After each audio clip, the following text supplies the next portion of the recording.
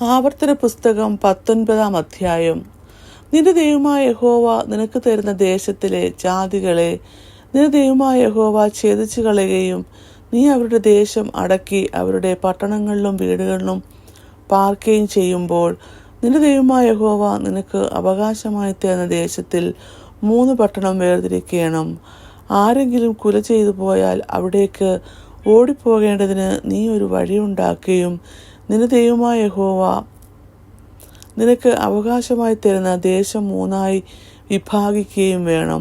കുല ചെയ്തിട്ട് അവിടേക്ക് ഓടിപ്പോയി ജീവനോടിരിക്കേണ്ടവൻ്റെ സംഗതി എന്തെന്നാൽ, ഒരുത്തൻ പൂർവദേശം കൂടാതെ അബദ്ധവശാൽ കൂട്ടുകാരനെ പോയെങ്കിൽ എങ്ങനെയെന്നാൽ, മരം വെട്ടുവാൻ ഒരുത്തൻ കൂട്ടുകാരനോടുകൂടെ കാട്ടിൽ പോയി മരം വെട്ടുവാൻ കോടാലി ഓങ്ങുമ്പോൾ കോടാലി ഊരിത്തെറിച്ച് കൂട്ടുകാരനെ കൊണ്ടിട്ട് അവൻ മരിച്ചുപോയാൽ, ഇങ്ങനെ കൊല ചെയ്തവനെ രക്തപ്രതികാരകൻ മനസ്സിൻ്റെ ഉഷ്ണത്തോടെ പിന്തുടർന്ന് വഴിയുടെ ദൂരം നിമിത്തം അവനെ പിടിച്ച് അവൻ്റെ ജീവനെ നശിപ്പിക്കാതിരിപ്പാൻ അവൻ ആ പട്ടണങ്ങളിൽ ഒന്നിൽ ഓടിപ്പോയി ജീവനോടെ ഇരിക്കണം.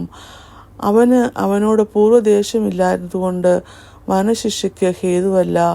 അതുകൊണ്ട് 3 പട്ടണം വേർതിരിക്കണമെന്ന് ഞാൻ നിന്നോട് ആജ്ഞാപിക്കുന്നു.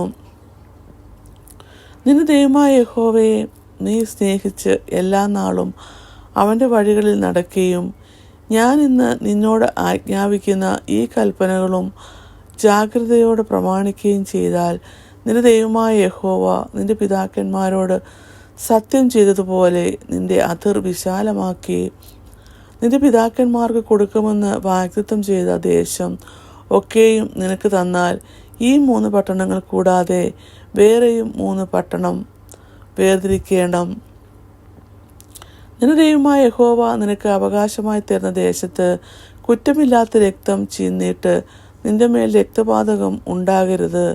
എന്നാൽ ഒരുത്തൻ കൂട്ടുകാരനെ ദ്വേഷിച്ച് തരം നോക്കി അവനോട് കയർത്ത് അവനെ അടിച്ചു കൊന്നിട്ട് ഈ പട്ടണങ്ങളിൽ ഒന്നിൽ ഓടിപ്പോയാൽ, അവൻ്റെ പട്ടണത്തിലെ മൂപ്പന്മാർ ആളയച്ച് അവനെ അവിടെ നിന്നും വരുത്തി അവനെ കൊല്ലേണ്ടതിന് രക്തപ്രതികാരൻ്റെ കയ്യിൽ ഏൽപ്പിക്കണം.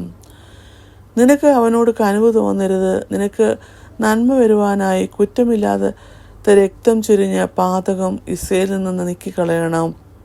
നിന്റെ ദൈവമായ യഹോവ നിനക്ക് അവകാശമായി തരുന്ന ദേശത്ത് നീ കൈവശമാക്കുവാനിരിക്കുന്ന നിന്റെ അവകാശത്തിൽ പൂർവന്മാർ വെച്ചിരിക്കുന്നതായ കൂട്ടുകാരൻ്റെ അതിർ നീക്കരുത്.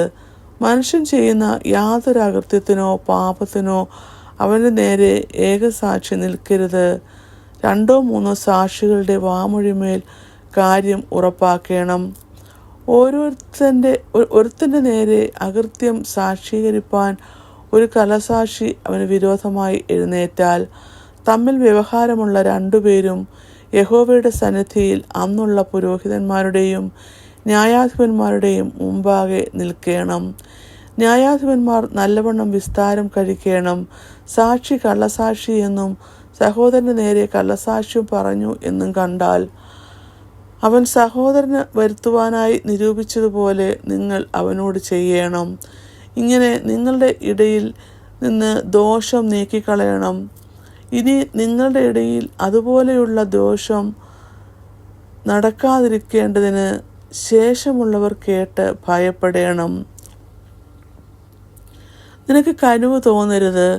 ജീവന് പകരം ജീവൻ, കണ്ണിന് പകരം കണ്ണ്, പല്ലിന് പകരം പല്ല്, കൈക്ക് പകരം കൈ, കാലിന് പകരം കാൽ. ഇങ്ങനെ ആവർത്തന പുസ്തകം 19 അധ്യായം അവസാനിക്കുന്നു.